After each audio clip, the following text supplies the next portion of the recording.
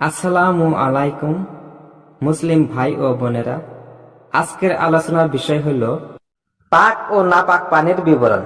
যাবতীয় নাপাকি হতে শরীর, কাপড় চোপড় ইত্যাদি পাক করার জন্য পানি একমাত্র সম্বল এবং ওই পানি অবশ্যই পাক হতে হবে।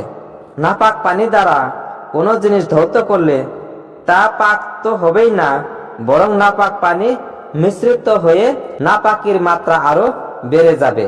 কাজেই কোন পানি পাক আর কোন পানি নাপাক তা ভালোভাবে জানা দরকার। নদ নদী, খাল বিল, পুকুর, দিপি ও ঝর্ণা পানি পাক, বৃষ্টির পানিও পাক, কিন্তু নাপাক স্থানে জমা বৃষ্টির পানি পাক না। কোনো ছোট পুকুর ও কুয়ার পানিতে কোনো প্রকার নাপাক জিনিস পড়ে পানির রং, স্বাদ ও গন্ধ নষ্ট করে ফেললে ওই পানি নাপাক হয়ে যাবে।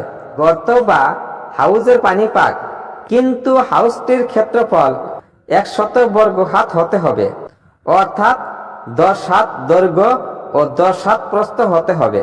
আর তার গভীরতা কমপক্ষে এই পরিমাণ হতে হবে যাতে 2 হাত ভরে পানি উঠালে নিচের কাদা উঠে পানি ঘোলা না হয়ে যায়। স্রোতের পানি পাক, কিন্তু শহরের নর্মদার স্রোতের পানি পাক না, যেহেতু তাতে ময়লা আবর্জনা থাকে।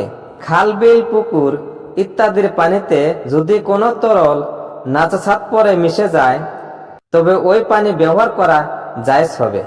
মাছ, কাঁকড়া ইত্যাদি যে সকল জীব পানিতে বাস করে তা পানিতে মরে থাকলে পানি নাপাক হয় না, কিন্তু ওই পানি পান করা মাকরুহ। যে পানি দ্বারা একবার কোনো জিনিস পাক করা হইয়াছে ওই পানি দ্বারা উযু গোসল করা জায়েজ হবে না। ওই পানি পান করা বা ছালনে ব্যবহার করা মাকরুহ।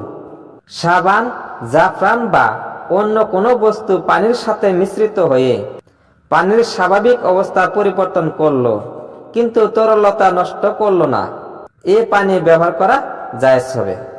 পরের ভিডিওতে আপনারা কূপের পানির মাসআলা শুনতে পারবেন।